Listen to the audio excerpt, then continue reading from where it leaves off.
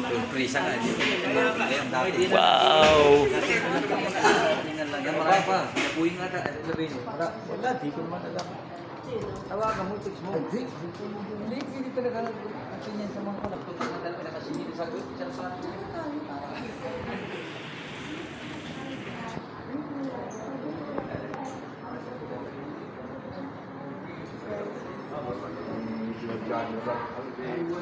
So we're here in the place